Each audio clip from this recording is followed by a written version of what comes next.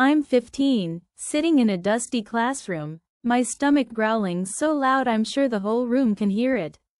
My classmates are munching on chips, laughing, while I clutch my empty lunchbox, pretending I'm fine.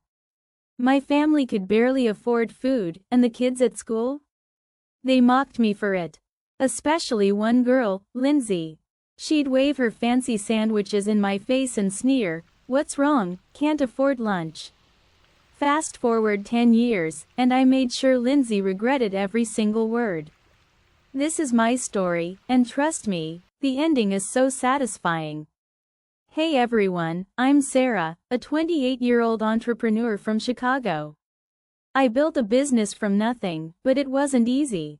Today, I'm sharing my real-life story of struggle, betrayal, and the sweetest revenge you'll ever hear. If you've ever been underestimated or disrespected, hit that like button, subscribe, and let's dive into a story that'll leave you cheering. I grew up in a cramped apartment in a rough part of Chicago. The walls were paper thin, and the smell of grease from the diner downstairs clung to everything. My dad worked construction by day and drove a delivery truck at night. His hands were always calloused, his eyes heavy with exhaustion. My mom sewed clothes at home, her fingers pricked raw from endless hours at the machine. We were a family of 5, but there was never enough money for food, let alone anything else. I wore hand-me-downs 2 sizes too big, and my shoes had holes I patched with duct tape.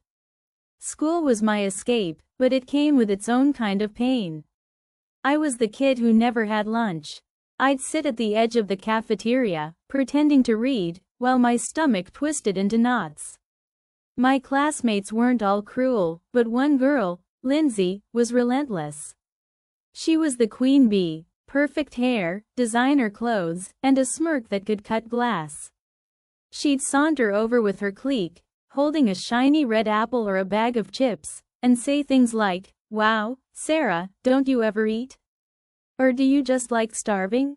Her friends would giggle, and I'd feel my face burn, my hands clenching under the table. I wanted to scream, but I didn't. I just swallowed the shame. At 15, things got worse. Dad got injured on the job, and Mom's sewing machine broke. We were eating plain rice for weeks. I told my parents I was dropping out to get a job. I couldn't watch them suffer anymore. But my English teacher, Ms. Carter, pulled me aside one day. Her glasses slid down her nose as she said, "Sarah, you're too smart to give up. Apply for scholarships. Fight for your future." I didn't believe her, but her words stuck. I spent nights filling out applications, my hands shaking from hunger and hope. Lindsay's cruelty didn't stop. In high school, she spread rumors that I was stealing food from the cafeteria. Once, she accidentally spilled her soda on my homework, laughing as I scrambled to save the soggy pages. "Oops," she said, her voice dripping with fake innocence. "Guess you'll have to rewrite it." Oh wait, can you even afford paper? I'd go home and cry into my pillow, my chest tight with rage and powerlessness. I wanted to fight back, but what could I do? She had everything: money, status, confidence. I had nothing but a stubborn streak and a dream I barely believed in. By senior year, I'd won a full scholarship to a state university. It was my lifeline, but even that wasn't enough for Lindsay. At graduation, she cornered me in the hallway, her manicured nails tapping her phone. "College? You?" she scoffed. "You'll drop out in a month. People like you don't belong there." Her words hit like a punch. I stood there, my cap and gown feeling like a costume, and I swore to myself, I'll prove her wrong. I'll make her eat those words. College was brutal. I worked 2 part-time jobs while taking a full course load. I studied in the library until it closed, my eyes burning, my stomach still empty half the time. But I graduated at 25, the first in my family, with a degree in computer science. I landed a job at a small tech startup, but the pay was barely enough to cover rent. My boss, Greg, was another Lindsay, arrogant, dismissive, always quick to remind me I was lucky to have a job.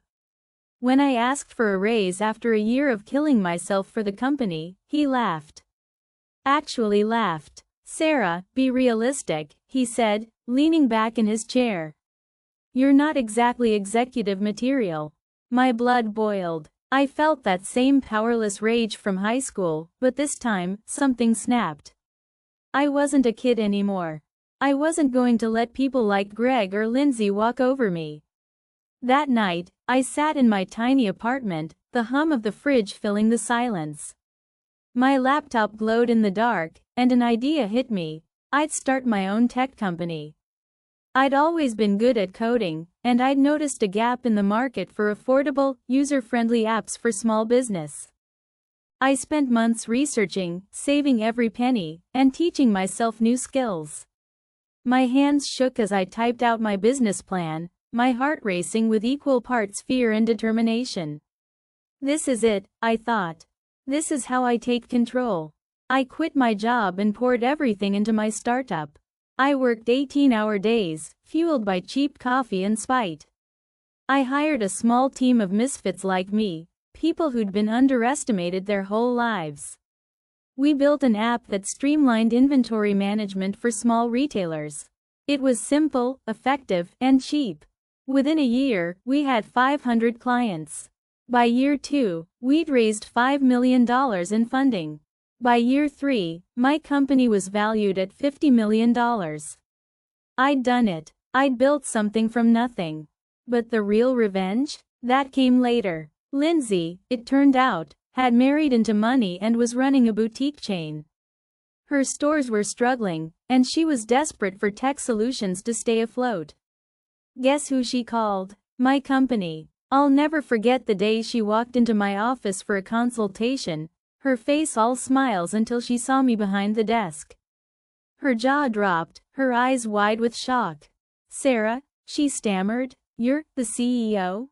I leaned forward, my voice calm but sharp. "That's right, Lindsay. Funny how things turn out, isn't it?" I didn't gloat, not outwardly. But inside, I was screaming with triumph.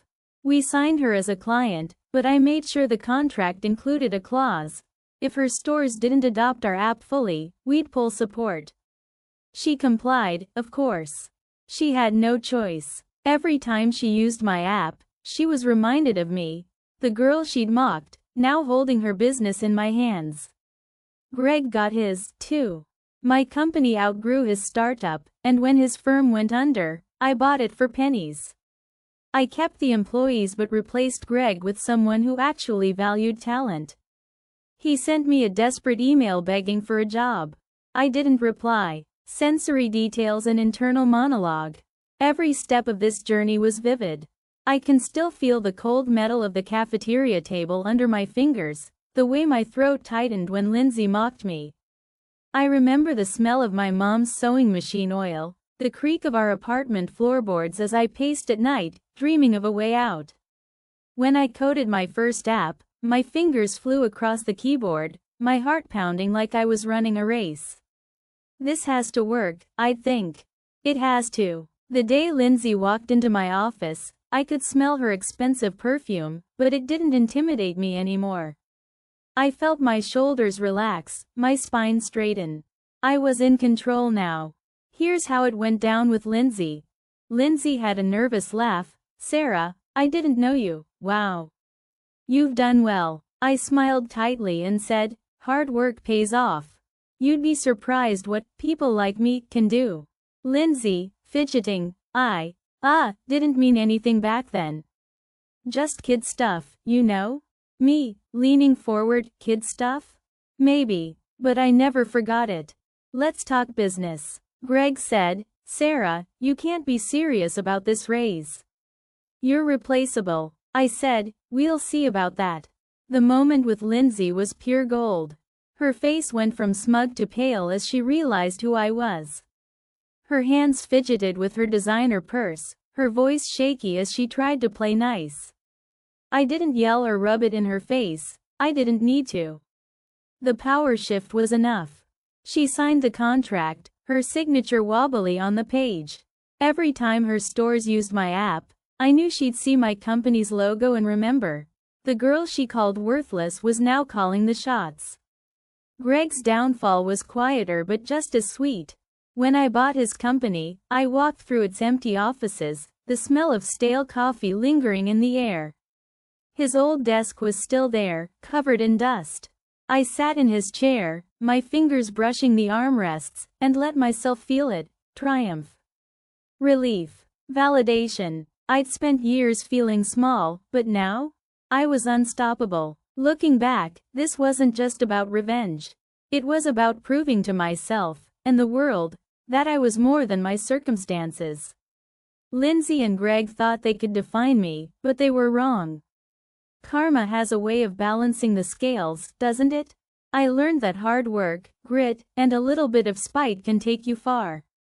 But more than that, I learned to believe in myself, even when no one else did. If this story gave you chills, smash that like button and tell us in the comments. What's the most satisfying revenge you've ever witnessed? Or maybe you've got your own story of proving the haters wrong. Share it. Subscribe for more real-life stories that'll make you laugh, cry, and cheer. Hit that notification bell so you don't miss the next one. Thanks for watching, and I'll see you in the next video.